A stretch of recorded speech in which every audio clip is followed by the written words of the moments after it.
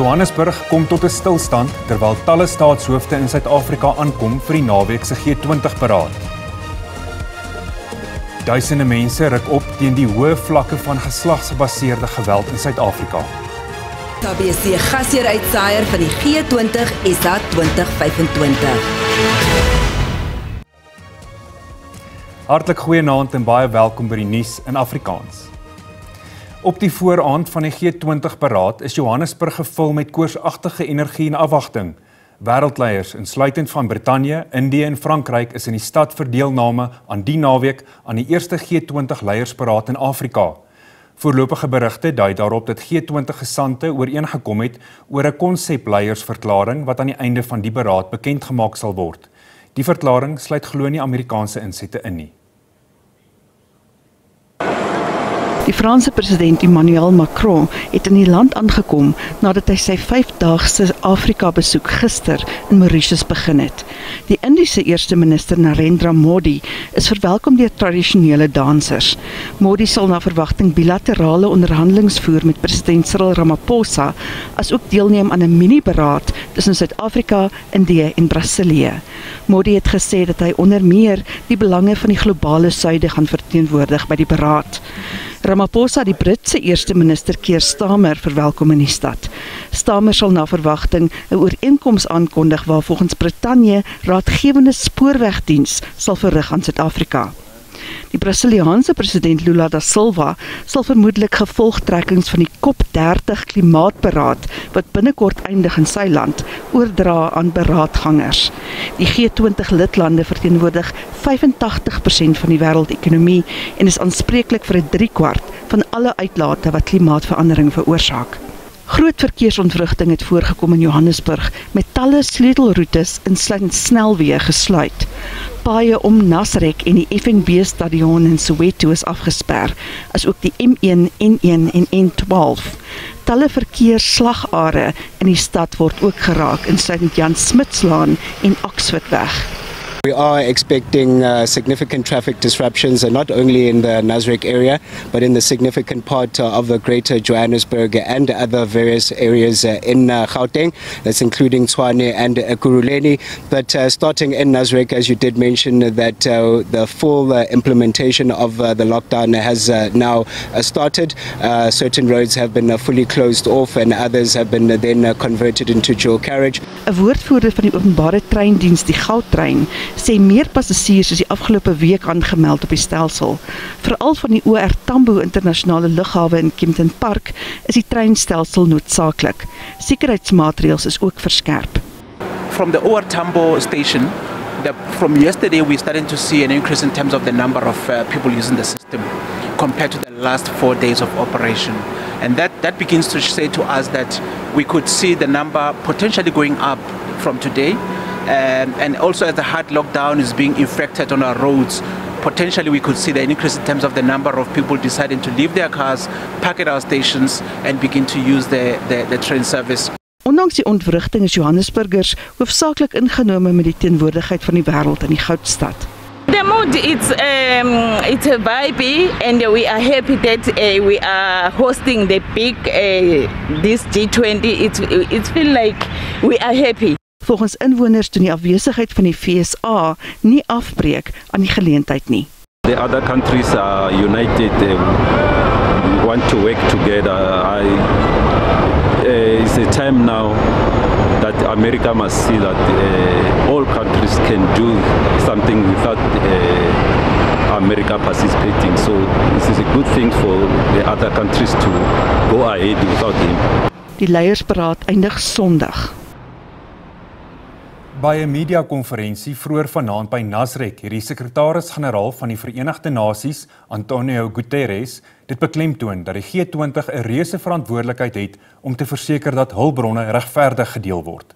Hy het gewaarsku dat dringende ekonomiese optrede nodig is en beklemtoon dat Afrika-lande se ontwikkeling steeds gekortwiek word deur die vasteland se koloniale geskiedenis en die uitdagings van die moderne wêreld. Guterres het 'n beroep op lidlande van die G20 gedoen om struikelblokke uit die weg te ruim wat Afrika se ekonomiese groei terughou en leierskap te toon in die bou van 'n inklusiewer globale ekonomie.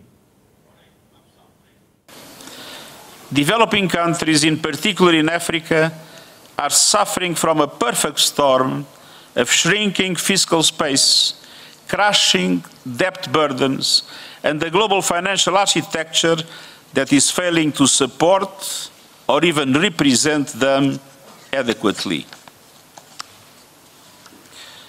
Africa has been a double victim of colonialism, first through centuries of exploitation and plunder, and then again, when international institutions were created, when most countries, African countries, were still under colonial rule and their voices were absent from the table. Today, Africa remains woefully underrepresented across global institutions, and this must change. En ons skakel nou regstreeks oor na ons bulletin-redakteur by Nasrek, Daniel Bas. Goeienaand en baie welkom vanaf die Nasrek sentrum hier in Soweto, waar ons gereed is. Suid-Afrika is gereed om al hierdie wêreldlande te verwelkom vir die G20 beraad wat uiteindelik vir die eerste keer hier in Afrika sal plaasvind. Ons het al reeds wêreldleiers wat aangekom het. Ons het Frankryk hier, ons het Brittanje, ons het Indië wat hier is alreeds in Suid-Afrika, en dan het ons ook Afrika lande wat president Cyril Ramaphosa verwelkom het en uitgenooi het om deel te wees hier by die G20 beraad. En ons weet môre gaan die groot dag wees waar die Sherpas het 'n verklaring aan bereik. Dit word gesê dat daar 24 uur spandeer is aan hierdie verklaring en dat dit deurgetrap is en dat hulle gereed is om dit môre te oorhandig aan die leierskap wat dit dan gaan deurtrap om dan vir ons 'n verklaring te gee van die G20. Daar is besluite wat geneem moet word ten opsigte van skuldverligting. Dit is wat Suid-Afrika bepleit, nie net vir Suid-Afrika nie, maar vir Afrika en ook vir ander ontwikkelende lande. En dan is daar ook die klimaatkrisis wat groot is op die agenda. Sal wil hoor wat uitkom ten opsigte daarvan. Daar is gesondheidskwessies wat ook sal bespreek word en wat daar hopelik 'n verklaring oor sal wees. So dit is alles wat ons nou in se oë is gerig op wat gaan Suid-Afrika kan bied ten opsigte van die G20. Dit dan hier van Nasrek in Soweto. Dankie Daniel. Die G20-beraad is voorafgegaan deur spanning tussen vanjaar se gasheer en volgende jaar se die FSA. Die Amerikaanse president Donald Trump het eers gesê dat Amerika die Johannesburg-beraad heeltemal boikot. En gister het die Withuis aangekondig dat 'n relatief junior diplomaat die G20-oorhandiging as 'n formaliteit sal bywoon. Ons praat nou met die politieke ontleder aan die Noordwes Universiteit, professor Andrei Dievenage. Andrei, baie welkom by die Afrikaanse nuus. Wat sou jy sê is die implikasies van hierdie woordewisseling vir die beraad, maar ook vir Suid-Afrika se verhouding met Amerika? Goeienaand Henko en die kykers. Ja, ek dink dit is geweldig belangrik, want ons moet onthou dat die FSA-ekonomie is by verre die grootste ekonomie in die wêreld. Dit is vir baie state in die wêreld belangrik om goeie verhoudinge met die FSA te hê, en op die oomblik is Suid-Afrika se verhoudinge met die Verenigde State van Amerika op 'n absolute laagtepunt. En lees hiermee saam dat die tweede grootste ekonomie, naamlik China, se leierskap ook nie teenwoordig is nie. En ek dink dit is negatief vir die G20-beraad en vir dit wat bereik wil word in terme van die tema solidariteit, gelykheid en volhoubaarheid. Ja, en om nou nog verder vet op die vuur te gooi, het die FSA ook vroeër gesê dat daar nie 'n amptelike beraadsverklaring kan wees sonder hom nie. Ramaphosa stem nie saam nie. Hy sê dat daar 'n versekerde verklaring aanvaar gaan word. Het hierdie verklaring 'n voelbare geopolitiese en of dalk 'n ekonomiese gevolg vir ons? Wel, geen twyfel nie. Ek dink 'n mens moet vinnig net sê dat Suid-Afrika se geopolitiese posisie het oor die laaste dekade of wat drasties verander.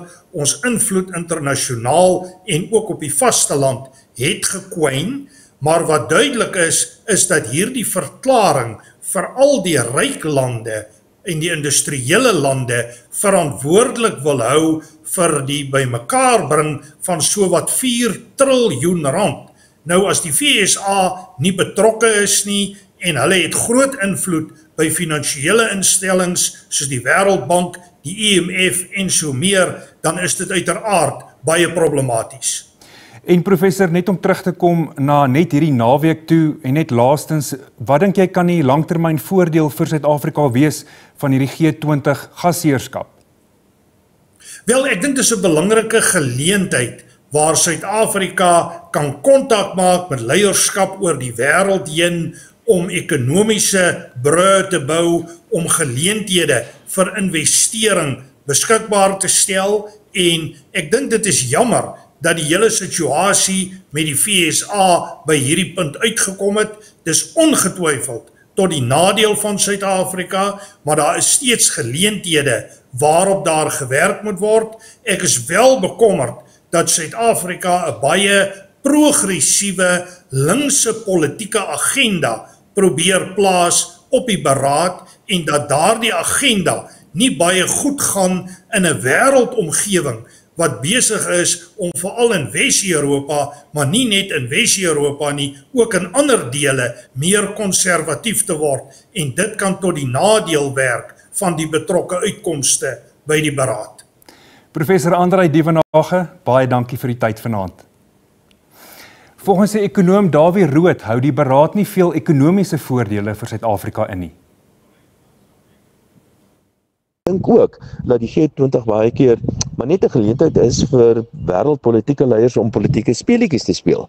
En wat aan die gebeur is, ons weet die Amerikaners is nie, of ten minste Donald Trump is nie hierso nie, en hy wil natuurlik 'n politieke punt maak. Terselfdertyd is sekere lande hierso wat wil deur hulle blote teenwoordigheid weer vir Donald Trump 'n punt probeer bewys. En ek verwys onder andere na die Europeërs, onder andere. Hulle is hierso om eintlik meer om vir Donald Trump iets te wys, as wat hulle werk ook waar Suid-Afrika noodwendig wil kom ondersteun as die G20 se land van hierdie jaar.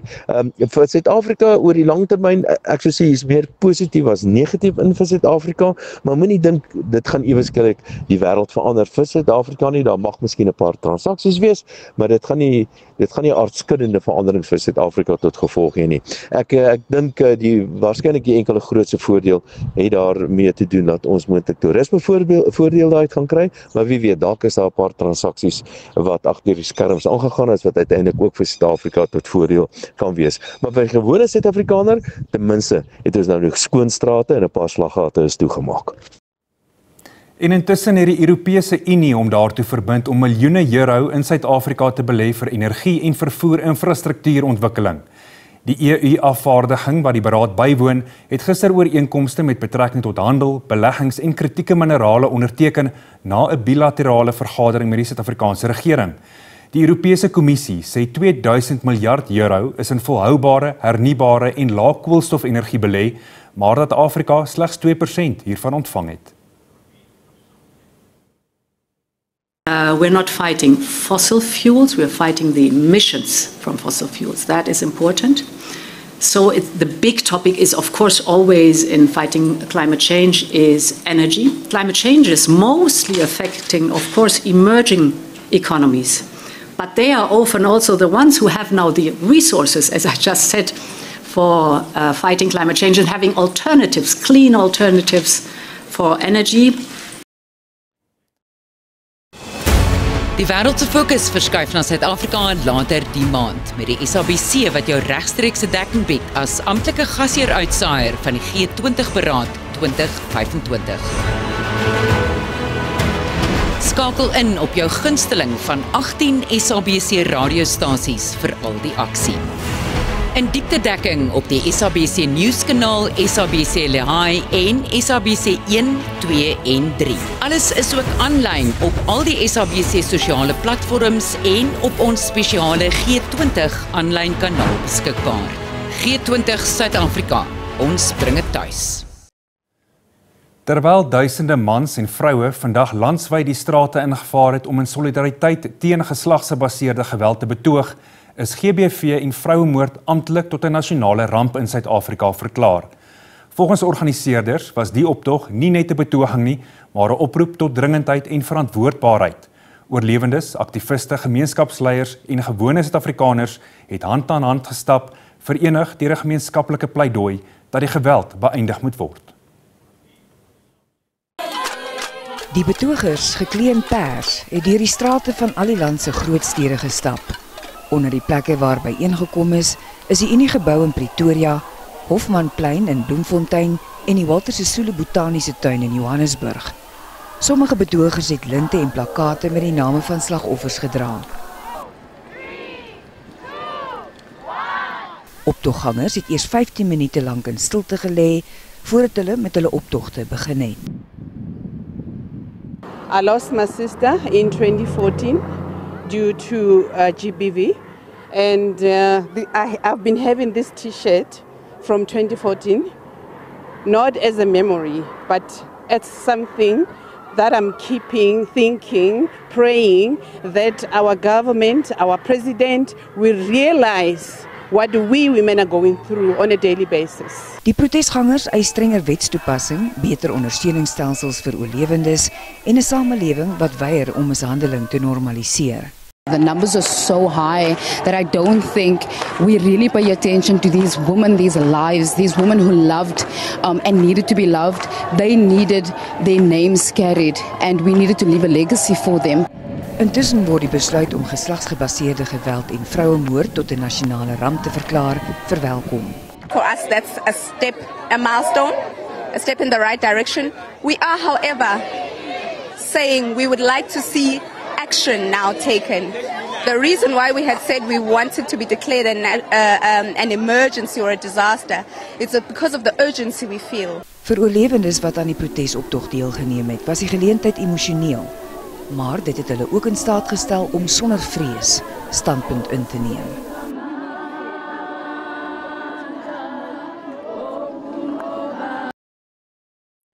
Bly by ons ingeskakel, ons is nou weer terug.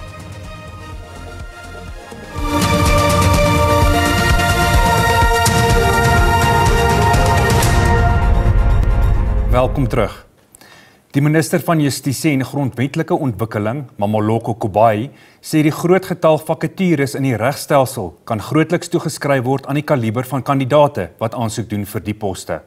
Haar departement het die parlementêre portefeuljekomitee oor justisie en grondwetlike hervorming ingelig oor die jaarverslag van die kantoor van die hoofregter. LPS het ook hulle kommer gelig oor die veiligheid by die land se howe. Having said that, die kantoor van die hoofregter is besig met 'n veldtog om die regstelsel te versterk. 'n Tekort aan landdroste en regters lei dikwels daartoe dat uitsprake en hofdatums uitgestel moet word. Dit is egter moeilik om geskikte kandidate te vind.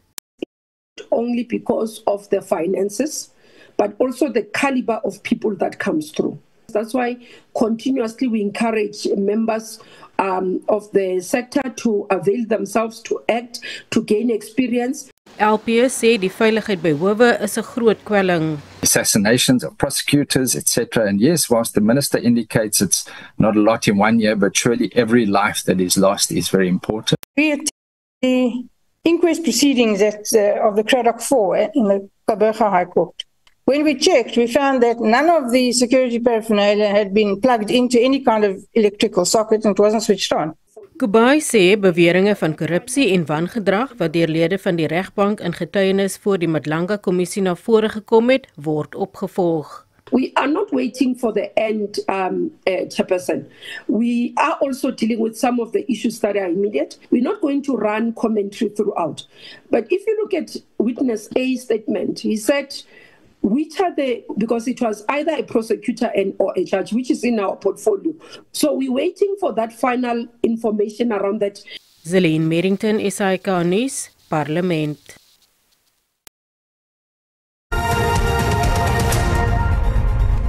En nou vir 'n kykie na vandag se markaanwysers.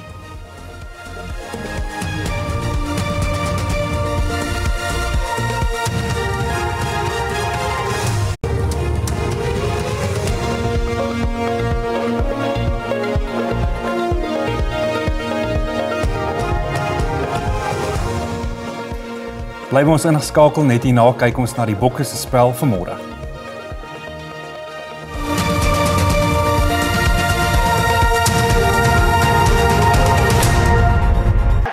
En dis dan al vir vanaand. Ons is môre aan terug om 6:15 op SABC2 en daarna is dit Bokkebo.